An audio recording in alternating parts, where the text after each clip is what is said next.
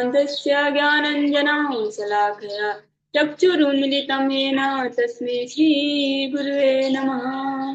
वन्देऽहं श्रीगुरो श्रीयुतपदकमलं श्रीगुरुन् वैष्णवांश्च श्रीरूपं साग्रजातं सहगणरघुनाथान्वितं तं सजीवं सावधूतं सावधूतं परिजनसहितं कृष्णचैतन्यदेवं श्रीराधा कृष्णपदान् सहगणललिता श्रीविशाखान्विताश्च ॐ अज्ञानतिमिरान्धस्य ज्ञानञ्जनशलाकया चक्षुरुन्मिलितं येन तस्मै श्रीगुरुवे नमः।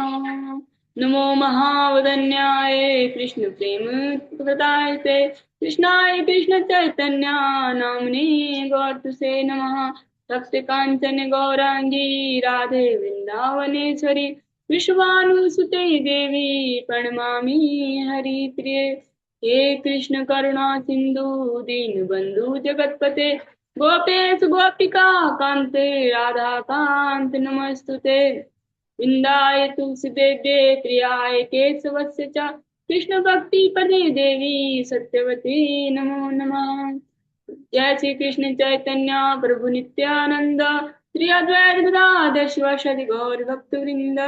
हरे कृष्ण कृष्ण कृष्ण हरे हरे हरे राम राम राम हरे हरे। सर्वप्रथम भगवान के अभिन्न प्रकाश विग्रह गुरुपाद पद्म दंड विष्णु गोस्वामी ठाकुर गुरु महाराज के चरण कमलों में कोटि कोटि दंडवत ज्ञापन करते हुए उनके अहित की कृपा की प्रार्थना करती हूँ। वे हम पे कृपा करे ताकि निज कर्ताभिमान भाव को छोड़कर केवल उनकी वाणी के वाहक के रूप में अपना परिचय दे सके। तत्पश्चात परम गुरुदेव नित्य लीला परमेश श्रीमद भक्ति दत्त माधव गोसाई महाराज जय तो हो। परमेश्वर गुरुदेव जगत गुरु भक्ति सिद्धांत सरस्वती ठाकुर प्रकाश जय तो हो। समस्त गुरु परंपरा जय तो हो। श्रीमान नित्यानंद प्रभु जय तो हो। युगा अवतार चैतन्य महाप्रभु जय तो हो। वृंदावन बिहारी राधा गोपीनाथ भगवान जय तो हो। हम पे कृपा वर्षण करे ताकि हमारी हरि गुरु वैष्णव सेवा में हरि नाम में रतिमती हो सके। मैं अपने शिक्षक गुरुओं को दंडवत ज्ञापन करती हूँ। वे हम पे कृपा करें ताकि इसी तरह गुरु वैष्णवों के सानिध्य में हमारा आध्यात्मिक जीवन आगे बढ़ सके। आज के प्रातः कालीन कक्षा को प्रारंभ करते हैं। ओम नमो भगवते वासुदेवाय। ओम नमो भगवते वासुदेवाय। ओम नमो भगवते वासुदेवाय। हम सब श्रवण कर रहे हैं तृतीय स्कंद और 25वां अध्याय का 25वां श्लोक हमने कल श्रवण कर लिया था। एक बार से पुनः हम श्रवण करेंगे। हम सब श्रवण कर रहे हैं प्रसंग जब कर्दम मुनि ने जो अपना जो गृहस्थ धर्म था उसे पूरा करके और अब उन्होंने भगवान से आज्ञा ली अपने पुत्र और जो स्वयं उनके पुत्र के रूप में अवतरित हुए हैं उनसे आज्ञा ली कि अब मैं गृह त्याग करके केवल आपकी भक्ति करना चाहता हूँ और आपके चरण कमलों में ध्यान लगाना चाहता हूँ और समस्त विश्व में भ्रमण करना चाहता हूँ। तो इस तरह से उन्होंने वैराग्य का रूप वेश धारण करके वो घर को त्याग के चले गए। अब देवहूति मैया मोह के कारण दुखी हो रही है और उन्होंने बोला कि आप जो आपके पुत्र होंगे है कपिल भगवान वो आपके जो शोक कर मोह का आप वो निवारण करेंगे और आप भी भक्ति योग में स्थिर हो जाएंगे। अब जो देवहूति मैया है जो कपिल भगवान से प्रश्न कर रही है कैसे मैं इन जो मोह के बंधन को काट के और अपने जो भगवान के चरणों में कैसे अपने ध्यान लगाऊं आप मुझे बताइए। अब भगवान बता रहे हैं कि आप साधु संग करें। साधु संग से ही भगवान की प्राप्ति हो जाती है क्योंकि वो तो स्वयं भगवान उनके पुत्र हैं। कोई बोलेगा कि भगवान तो स्वयं ही मेरे पुत्र के रूप में उनका अवतार हुआ मुझे भक्ति की जरूरत नहीं। लेकिन भगवान क्या बोल रहे हैं भगवान की भक्ति देने वाले कौन है वैष्णव हैं और भगवान के शुद्ध भक्त हैं। भगवान के शुद्ध भक्ति ही भक्ति दे सकते हैं। इसलिए भगवान बोल रहे हैं कि आप साधु संग करे। साधु जो जो सहनशील हैं, विनम्र हैं, दयालु हैं, जीवों पे दया करने वाले हैं, और निरंतर निरंतर क्या है, मेरा कीर्तन करते हैं, जो जो निरंतर मुझे भजते हैं, ऐसे साधु को आप, ऐसे साधु की आप संगति करें, उनका संग करें। उनकी संगति के से ही इस संसार बंधन से मुक्ति मिल जाती है। 25वें श्लोक से तो हम एक बार पुनः हम इसका उच्चारण करेंगे। सतां प्रसंगान मम वीर संविदो भवन्ति हित कर्ण रसायना कथा तज तजोष्णादास्व स्वपवर्ग वर्तमनि सरदा रतिर्भि रतिर्भक्तिर अनुक्रम अनुक्रमिष्यति। शुद्ध भक्तों की संगति से पूर्ण पुरुषोत्तम भगवान की लीलाओं तथा उनके कार्यकलापों की चर्चा कान तथा हृदय को अत्यधिक रोचक एवं प्रसन्न करने वाली होती हैं। ऐसे ज्ञान के अनुशीलन से मनुष्य धीरे धीरे मोक्ष के मार्ग पर अग्रसर होता है। तत्पश्चात मुक्ति हो जाती है और उसका आकर्षण स्थिर हो जाता है। तब सत्य समर्पण तथा भक्ति योग का शुभारंभ होता है।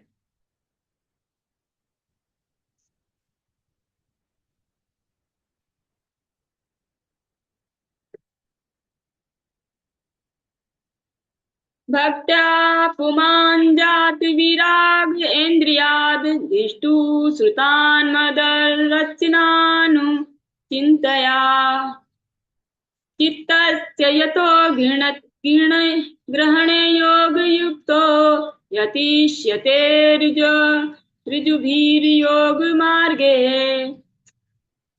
इस प्रकार भक्तों की संगत में सचेत होकर भक्ति करते हुए श्री भगवान के कार्यकलापों के विषय में निरंतर सोचते रहने से मनुष्य को इस लोक में तथा परलोक में इंद्रिय तृप्ति के प्रति अरुचि उत्पन्न हो जाती है।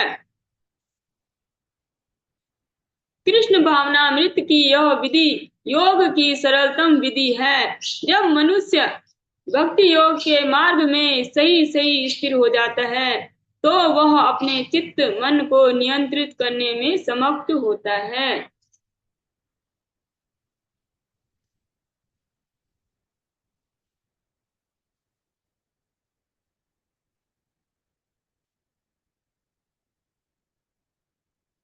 अब अवसेवयायं प्रकृतेर्गुणानां ज्ञानेन वैराग्य विजृम्भितेन योगेन मयार्पिता च भक्त्या मां प्रत्यगात्मानं मिहावरुन्धे वरुन्धे।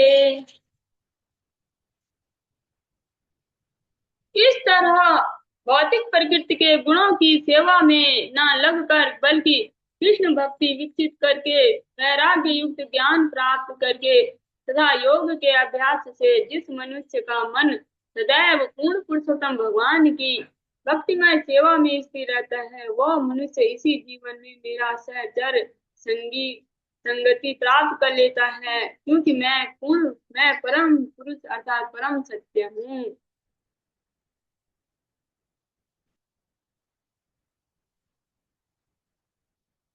देवहूतिरुवाच काचित् त्वयुचिता भक्तिः कीदृशी मम गोचरः यया पदं ते निर्वाणम् अंजसाना वस्त्रान्नवः अहम्। भगवान श्री कपिल का यह वचन सुनकर देवहूति मैया ने पूछा, मैं किस प्रकार के भक्ति योग का विकास और अभ्यास करूं जिससे मुझे आपके चरण कमलों की सेवा तत्काल एवं सरलता से प्राप्त हो सके। यो योगो भगवत्वाणो निर्वाणातम निर्वाणातंत स्वयोजितः कीदृशा कतिचा चांगानी यतस्त्वत्पावदु तत्पावबोधनम्।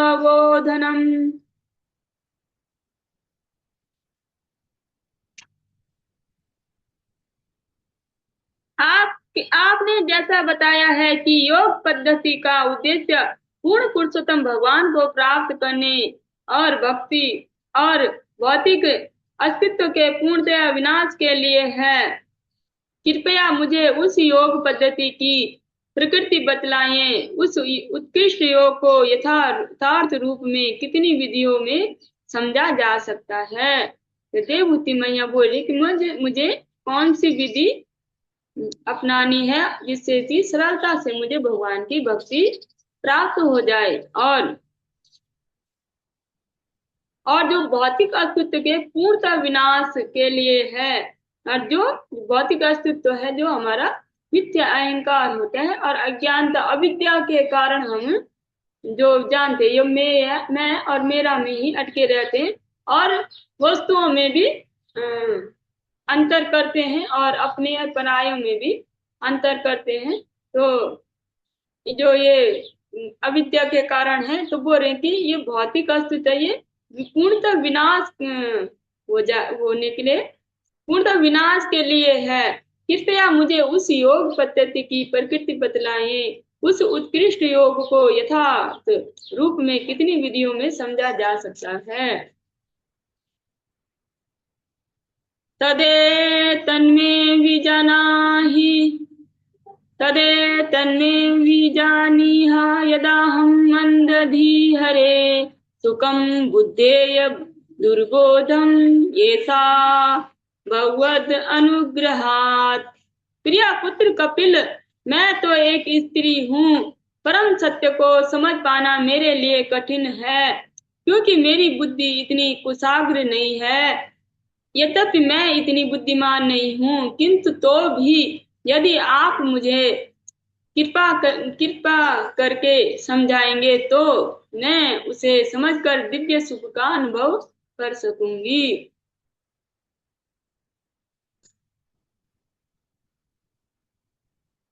मैत्रेयीवाच विदित्वार्थं कपिलो मातुरित्थं जाता स्नेहो यत्र तन्वा विजात।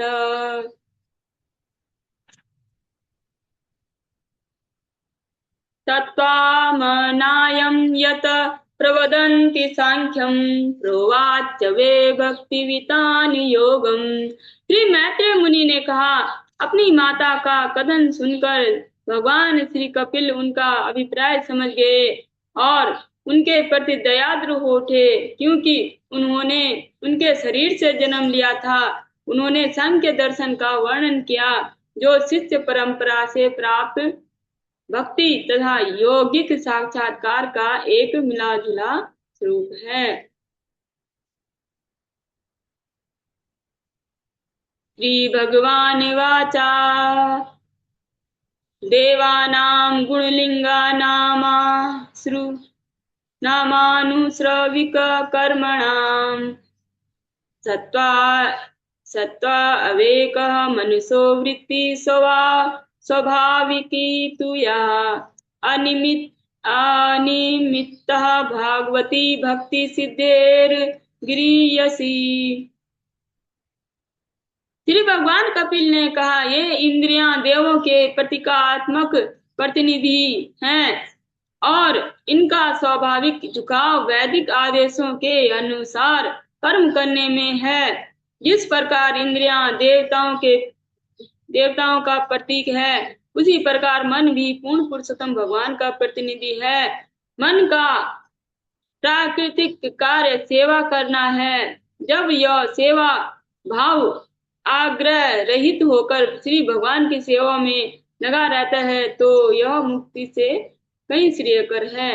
तो बोल रहे हैं कि जो इंद्रियां हैं वो देवी देवताओं के प्रतिनिधि है। किसी इंद्रिय का किन्हीं इंद्रियों का स्वामी कोई किसी का। तो बोले मन क्या है, मन भगवान का प्रतिनिधि है। अगर ये भगवान की सेवा में लगा रहता है, इसका कार्य क्या है? भगवान की सेवा करना, भगवान का चिंतन करना, कैसे भगवान को प्रसन्न किया जाए, भगवान के चरण कमलों में लगना, इसका कार्य है। और जब यह सेवा भाव आग्रह रहित होकर श्री भगवान की सेवा में लगा रहता है तो ये मुक्ति से भी कहीं बढ़कर है। तो मुक्ति से भी बड़ी कहीं बढ़कर है भगवान के चरण कमलों में भगवान का ध्यान करना, भगवान की भक्ति करना।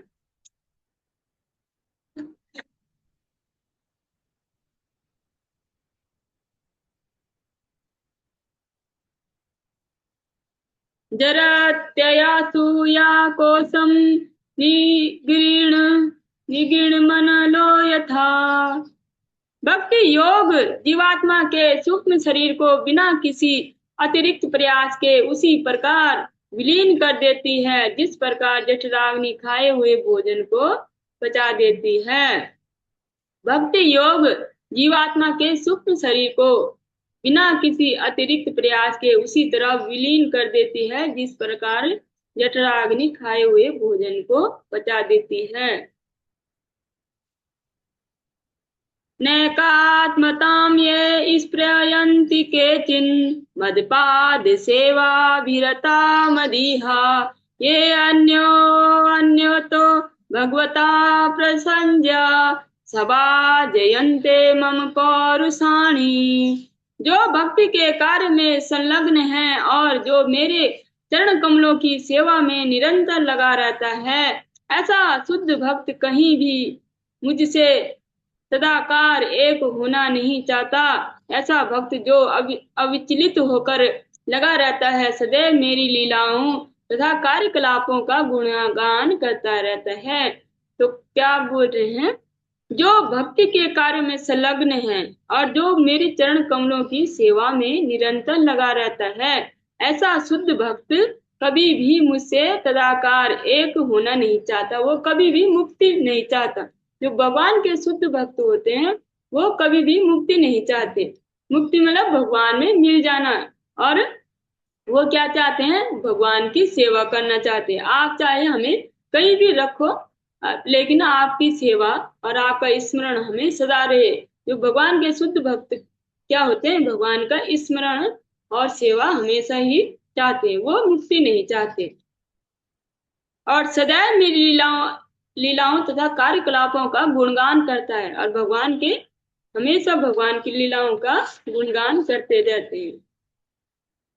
पश्यन्ति ते मे रुचिराणं वसन्ता प्रसन्न वक्त्रारुण लोचनानि रूपाणि दिव्यानि वरप्रदानि साकं वाचं स्पृहणीयां वदन्ति।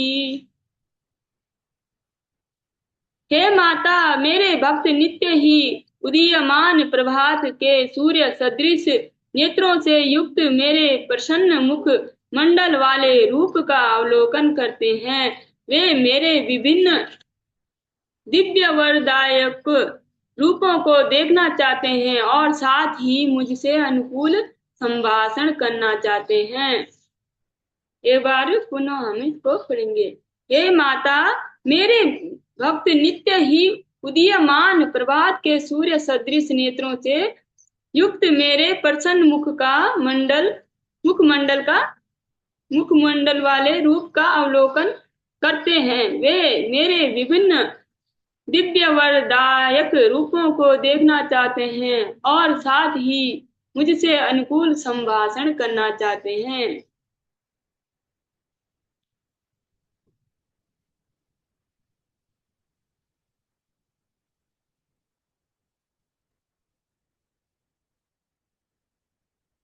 तदर्शिनीया वैरुदार विलास हासे क्षितवाम सुप्ते हित्वात्मनो हित प्राणनाश्च भक्तिर् अनिच्छतो मे गतिम् अण्विं प्रयुक्ते।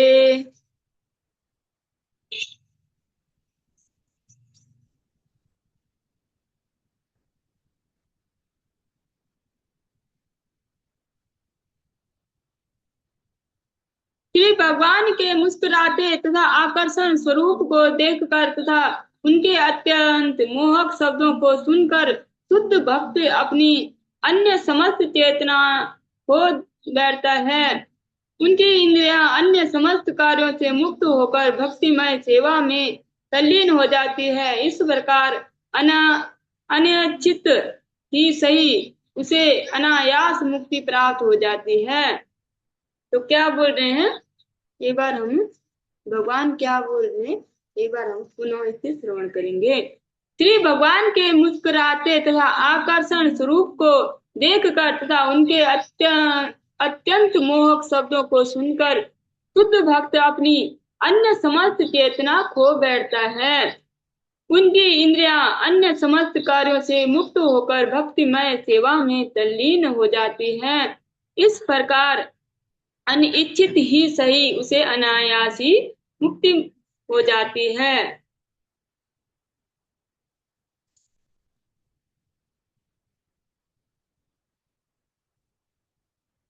यहाँ पे बोले कि अनायास ही मुक्ति हो जाती है। मुक्ति मतलब इस जो जड़ जगत से और भगवान की सेवा में वो लिप्त हो जाते हैं। उनको मांगने की जरूरत नहीं पड़ती, वो कुछ भी कभी भी मांगते नहीं है। यहाँ तक भी कुछ भी भगवान से कभी भी वो मांगते ही नहीं है, मुक्ति भी नहीं मांगते, भगवान का धाम भी नहीं मांगते, लेकिन उनको भगवान स्वतः ही दे देते हैं। अथो विभूतिं मम माया विनष्टा ऐश्वर्यम् अष्टांगम् अनुप्रवृत्तं श्रियं भगवतीं वास स्पृहयन्ति भद्रां परस्य मे ते श्रृणुवन्ते तु लोके।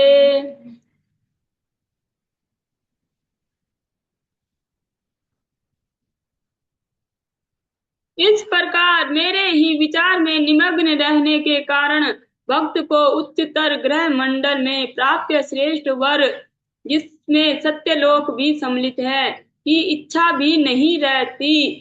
उसमें योग से प्राप्त होने वाली अष्ट सिद्धियों की भी कामना नहीं रहती और न ही वह ईश्वर के धाम पहुंचना चाहता है, तथापि ना चाहते हुए भी भक्त इसी जीवन में प्रदान किए गए उन समस्त वरदानों को भोगता है।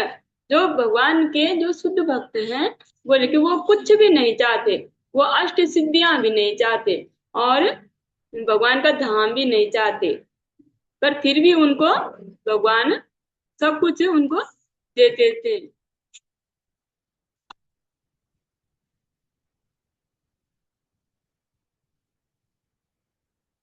नाकर्हि चिन्मत्परा शान्ति रूपे नक्षन्ति नो मे निमिषो लेडिहेति। येषामहं प्रिय आत्मा सुतश्च सखा गुरु सुहृदयो देवम् इष्टम्। श्री भगवान कपिल ने आगे कहा, हे माते, जो भक्त ऐसा दिव्य ऐश्वर्य प्राप्त कर लेते हैं वे उससे कभी भी वंचित नहीं होते। ऐसे ऐश्वर्य को न तो आयुध और न काल परिवर्तन ही विनिष्ट कर सकता है, क्योंकि भक्त गण मुझे अपना मित्र, संबंधी, पुत्र, शिक्षक, शुभ चिंतक तथा परम देव मानते हैं, अतः किसी काल में भी उनसे यह ऐश्वर्य छीना नहीं जा सकता।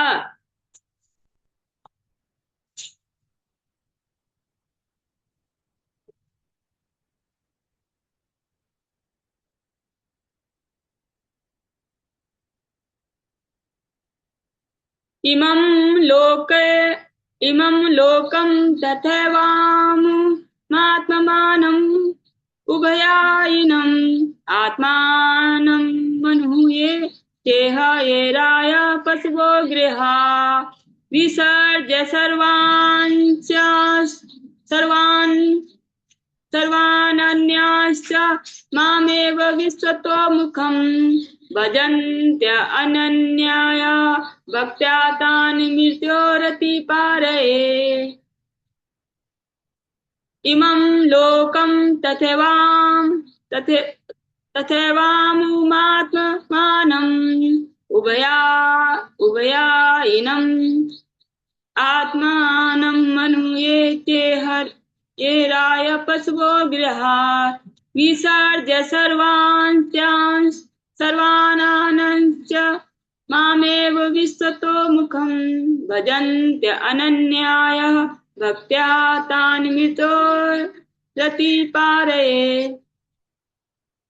इस प्रकार जो भक्त मुझे सर्वव्यापी जगत के स्वामी की अनन्य भाव से पूजा करता है वह स्वर्ग जैसे उच्चतर लोकों में भेजे जाने वाले इसी लोक में धन संतति पशु घर अथवा शरीर से संबंधित किसी भी वस्तु के सुख के साथ सुख पूर्वक रहने की समस्त कामनाओं को त्याग देता है। मैं उसे जन्म तथा मृत्यु के सागर से पार ले जाता हूँ। एक बार दोबारा से श्रवण करेंगे।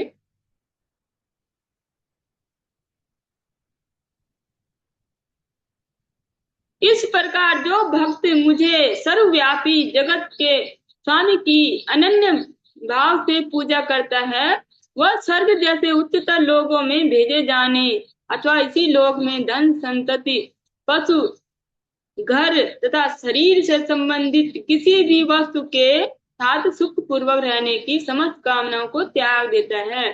जो भगवान के भक्त होते हैं तो वो क्या करते हैं उनकी किसी भी तरह की कोई भी कामना नहीं रहती, ना उच्चतर लोगों की ना इस लोक में संतति पशु घर धन संपत्ति की किसी भी चीज की उनको कुछ चाह नहीं रहती। और मैं उन्हें क्या करता हूँ जन्म मृत्यु के सागर से पार ले जाता हूँ।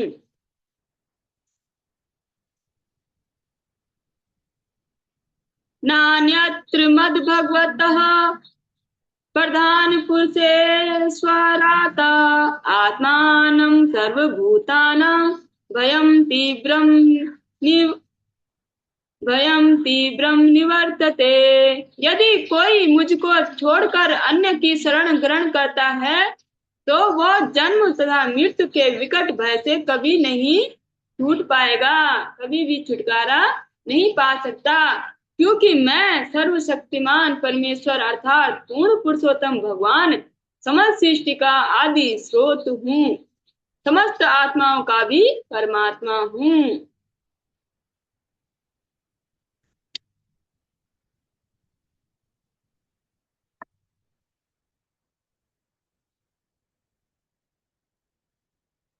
जो भगवान बोलते हैं जो मुझे छोड़कर अन्य की भक्ति करेंगे तो उनको क्या होगा, सब कुछ तो जो भी मतलब जड़ जगत की वस्तुएं उनको मिलेंगी, लेकिन क्या होगा संसार बंधन उनका कभी नहीं छूट पाएगा और आनंद उनको कभी नहीं मिल पाएगा। और जो संसार का बंधन है वो जो कभी नहीं छूट पाएगा।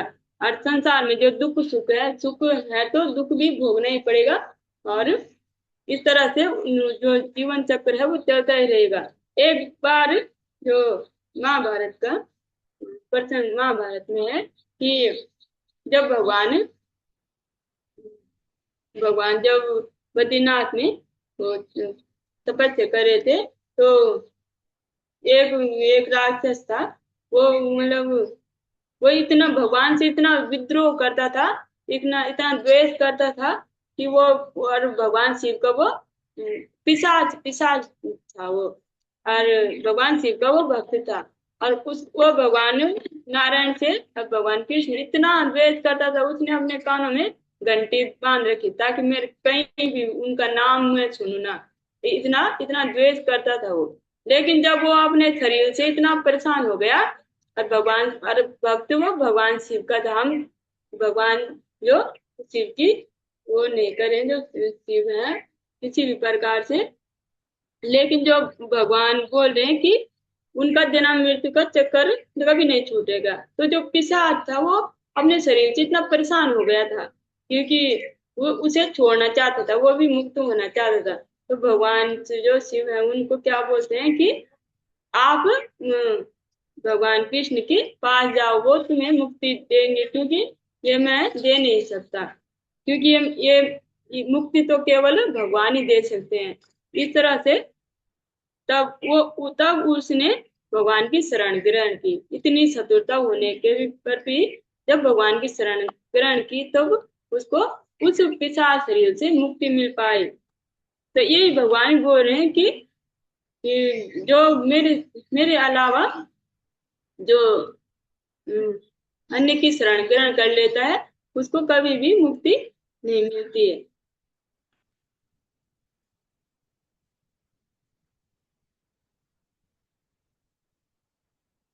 मद्भयाद्वाति वातोऽयं सूर्यस्तपसि मद्भयात् वर्षन् वर्षति वर्षत् इन्द्रो दहत्याग्निर्मृत्युश्चरति मद्भयात्। यह मेरी श्रेष्ठता है कि मेरे भय से हवा बहती है, मेरे भय से ही सूर्य चमकता है और मेघों का राजा इंद्र मेरे ही भय से वर्षा करता है, मेरे ही भय से अग्नि जलती है और मेरे ही भय से मृत्यु इतनी जाने लेती है। जो मतलब भगवान ही सबके कंट्रोलर हैं, भगवान की ही जो, क्योंकि जो सेवक होते हैं तो अपना काम अच्छे से तभी कर पाते हैं, उनको जो रहता है अनुशासन कि अगर हम नहीं मानेंगे तो तो जो भगवान है वो हम पे जो अप्रसन्न हो जाएंगे।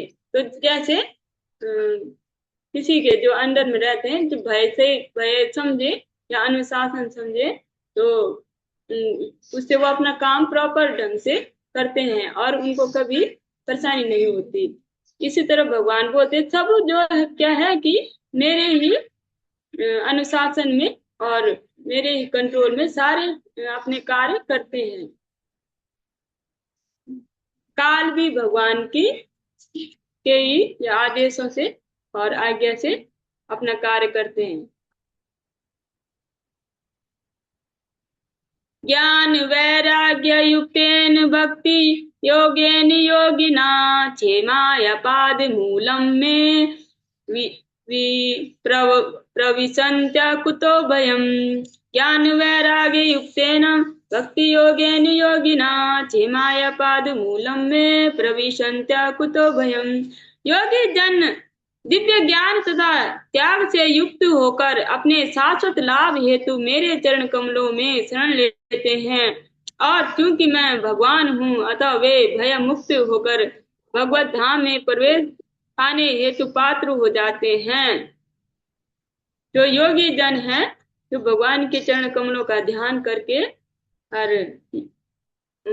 शाश्वत लाभ हेतु मेरे चरण कमलों की शरण लेते हैं और क्योंकि मैं भगवान हूँ अतः वे भय मुक्त होकर भगवत धाम में प्रवेश पाने हेतु पात्र हो जाते हैं।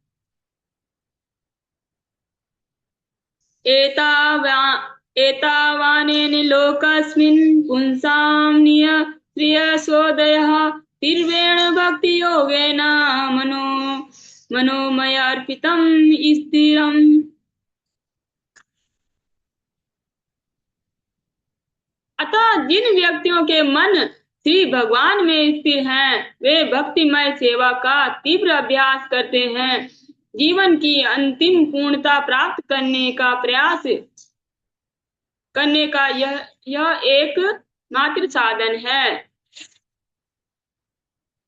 जो जो व्यक्ति भगवान के चरण कमलों में अपने ध्यान स्थिर कर लेते हैं और भगवान की प्रेममय सेवा में संलग्न हो जाते हैं तो जीवन का अंतिम और प्रथम लक्ष्य है भगवान की सेवा और भगवान को पाना, तो उसमें वो स्थिर हो जाते हैं।